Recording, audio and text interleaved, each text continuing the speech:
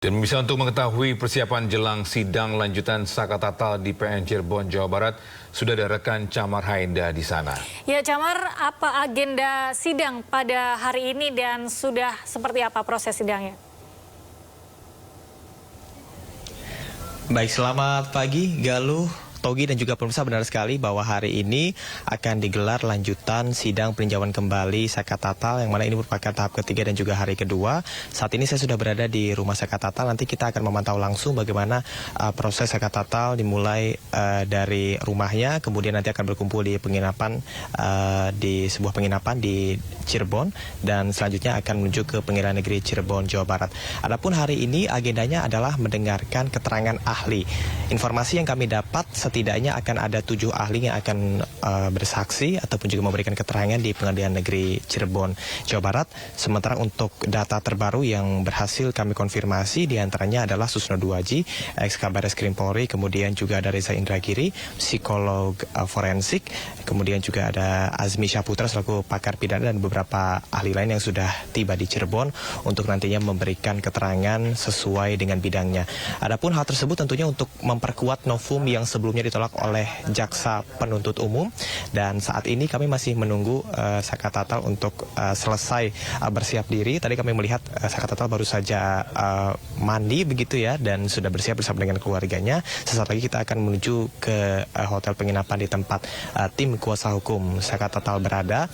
Dan informasi yang kami dapat pula bahwasanya hari ini Susno Duaji selaku ex-Kabar Reskrim Polri akan memberikan keterangan selaku ahli utama, di mana tentunya berdasarkan pernyataan yang disampaikan oleh Susno Duaji dan berlandaskan kepada pengalamannya sebagai ex-Kabar Reskrim Polri, bahwasanya penyidikan ataupun juga proses bagaimana kasus Vina dan Eki yang terjadi pada 2016 ini tidak menerapkan scientific crime investigation, tidak adanya bukti-bukti yang konkret dan juga kuat, tidak ada saksi mata, tidak ada CCTV, kemudian juga tidak ada pengecekan visum yang memadai sehingga dianggap janggal. Adapun kemarin Togi, Galuh dan juga pemirsa, kami sedikit mengulas apa yang terjadi atau apa yang sudah disampaikan oleh saksi fakta. Diantaranya adalah Widi. Widi ini adalah sahabat ataupun juga teman dekat dari Vina yang mengaku bahwasanya Vina seringkali menginap di rumahnya. Pada hari kejadian, Vina meminjam baju dari Widi. Dan tadi kami juga sudah berbincang sedikit bersama dengan Ibu Titin selaku kuasa hukum dari Saka Tatal yang saat ini sudah membawa bukti otentik foto dari Vina yang mengenakan baju yang dipinjam dari Widi. Dan ini kita akan lihat bersama karena pembuktian novum ini betul-betul harus diperhatikan. Kalau kita lihat kemarin 10 novum ataupun juga seluruhnya ditolak, dan diharapkan bukti pendamping ini bisa memperkuat novum dan juga bisa diterima oleh hakim dan juga menjadi pertimbangan tentunya. Kita akan nantikan bersama Togi, Galuh dan juga pemirsa bagaimana proses peninjauan kembali hari ini. Sementara demikian, Togi, Galuh. Baik, terima kasih Camar atas informasinya, melaporkan langsung dari Cirebon, Jawa Barat. Selamat bertugas kembali, Camar. Ya, sementara itu bisa pendamping keluarga terpidana kasus pembunuhan Vina dan Eki, Dedi Mulyadi, mempertanyakan kesaksian Aep dan Dede yang dijadikan dasar keputusan hakim pada 2016 silam. Padahal Aep dan Dede tidak hadir di persidangan dan tidak diambil sumpah. Ya, sebenarnya kalau ngomong tidak relevan, pernyataan Aep dan Dede di BAP tahun 2016, kemudian dia tidak datang ke pengadilan, tidak bersaksi di atas sumpah. Kenapa itu dijadikan dasar?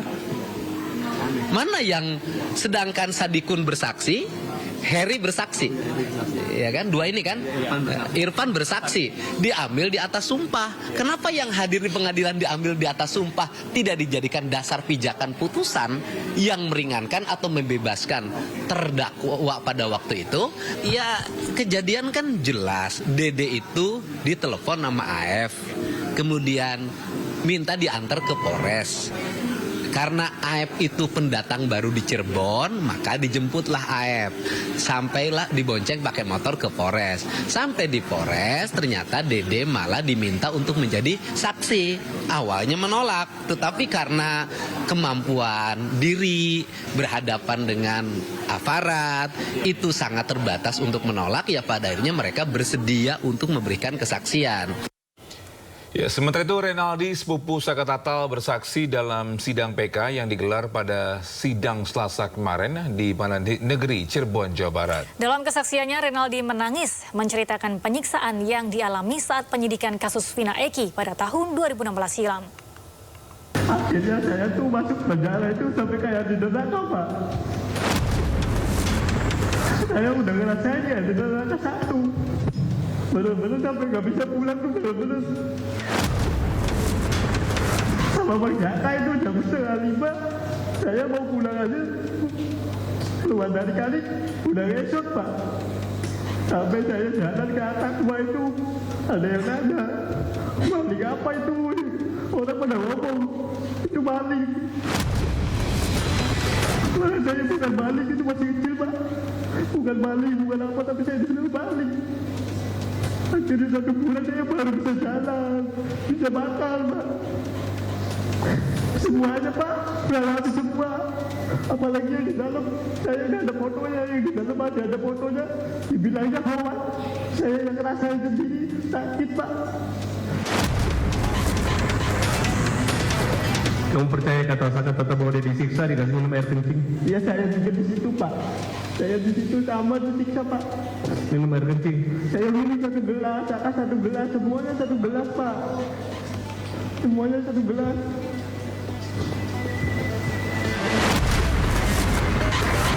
Pemirsa, sidang peninjauan kembali Saka Tatal, mantan terpidana kasus pembunuhan Vina dan Eki di Pengadilan Negeri Cirebon, menghadirkan Liga Akbar sebagai saksi kunci. Liga Akbar menjelaskan fakta yang sebenarnya terjadi di depan majelis hakim.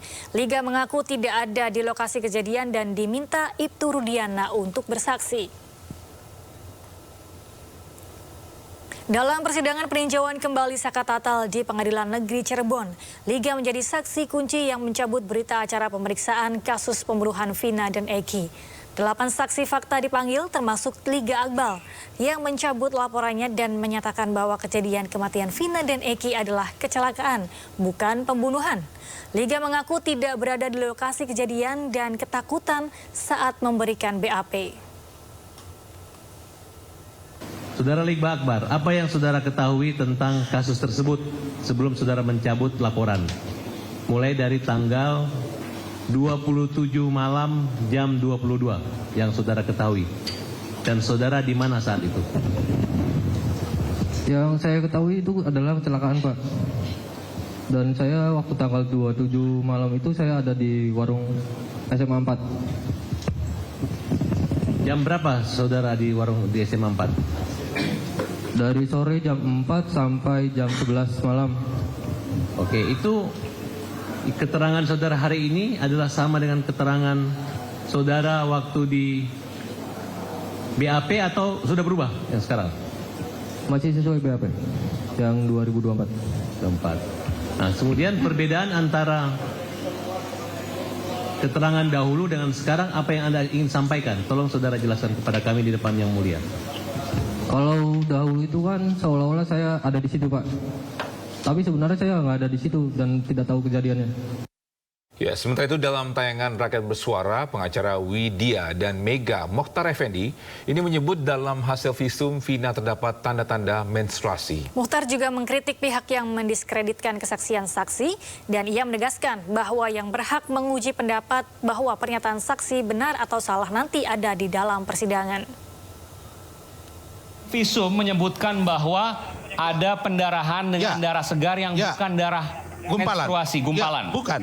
Itu disebutkan dari hasil visum, Pak Mukhtar. Dr. Nur Rahman. Dr. Nur Rahman. Kemudian yang kedua, tadi Pak Suroto menemukan pada saat di TKP di jembatan, itu kondisi celana dalam Vina turun sekitar 30 cm dalam kondisi yang tidak robek, tidak tergesek, yang tidak menunjukkan adanya kecelakaan. Bahwa klien kami ini nyata dan jelas mendengar untuk pertama kalinya kedua orang ini adalah korban kecelakaan. Siapa yang menyampaikan adalah polisi, anggota Polsek Talun.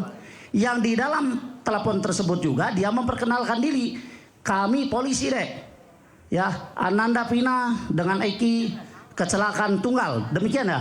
Nah, kemudian dibawa ke rumah sakit. Kan itu. Selanjutnya Saudara Razman tadi dengan tegas dan nyata menyatakan bahwa hasil visum et repertum menyatakan tentang adanya pendarahan. Bung Razman, coba baca lagi berkas ya persidangan tahun 2016. Yang memeriksa korban Vina itu adalah Dokter Ihda, bukan Andri Nur Rahman. Andri Nur Rahman itu kalau tidak salah itu adalah dokter forensik yang melakukan autopsi. Ya, di dalam hasil visum et repertum yang dibuat oleh Dokter Ihda tidak ada menyebutkan adanya hasil atau ciri-ciri diperkosa. Ya, tidak ada menyebutkan sperma tercecer. Yang ada justru adalah darah segar yang mengalir tanpa disertai gumpalan jaringan. Itu saya mau Coba tanya. dibaca itu. Apakah itu kemudian menyimpulkan bahwa tidak ada menstruasi di sana menurut Anda, Bung Muhtar? Justru kalau adanya aliran darah yang mengalir dari alat kelamin tanpa disertai gumpalan, itulah tanda-tanda menstruasi. Ya, kalau ada gumpalan jaringan, nah ini yang patut ditanyakan. Gumpalan jaringannya berbentuk sperma atau apa? Kan begitu. Ya. Nah, kemudian selanjutnya memang di visum tidak disebutkan menstruasi, tidak menyebutkan ya. Tidak disebutkan di dalam visum itu. Disebutkan apa Bang Aiman? Apakah menstruasi tidak ada, Kak?